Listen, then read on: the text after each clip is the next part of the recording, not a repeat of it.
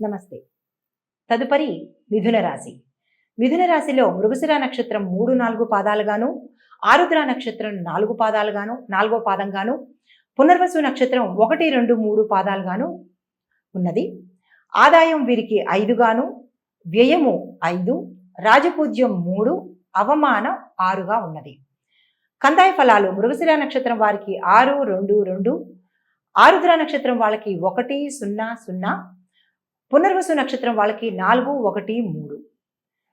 11లో కుజుడు, 12లో రవి, బుధ, శుక్ర సంచారం వలన కొద్దిగా భయము, అకాల భోజనము, మనోవిచారములు, ప్రయత్న కార్యములందు జయము, ఆరోగ్యము, ధైర్యము ఉంటుంది. ధనలాభము, ఉద్యోగ ప్రాప్తి, సంతోషకరమైన మాసంగా దీన్ని చెప్పవచ్చు. ఇప్పుడు వ్యవసాయదారులకి ఆదాయానికి మించిన ఖర్చులు, కౌలుదారులకి ఎవరైతే కౌలుకి ఇచ్చుకుంటారో వారికి కొద్దిగా ఇబ్బందులు కలిగేటట్టుగా కనిపిస్తోంది. 2వ పంటకు కొంచెం మరింత ఇబ్బందులు కలుగుతాయి. మీరు తగు జాగ్రత్తలు తీసుకోవాల్సిందిగా చెప్పడం జరిగింది. ఉద్యోగస్తులకు ఈ మాసం యోగదాయకంగాను, ప్రమోషన్లకి అవకాశము, ప్రత్యేక గుర్తింపు మీరు పొందగలుగుతారు.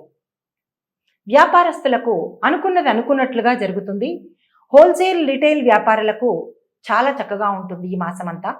బిల్డింగ్ నిర్మాణం వారికి మరింత కలిసి వస్తుంది ఈ మాసం.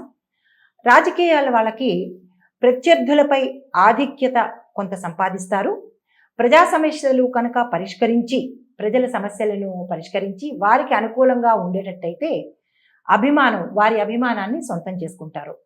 విద్యార్థులకు జ్ఞాపక శక్తి తగ్గి ఇతర వ్యాపకాలపై అంటే చదువు తప్ప మిగతా అన్నిటి మీద వారికి దృష్టి మళ్ళుతుంది. జాగ్రత్త.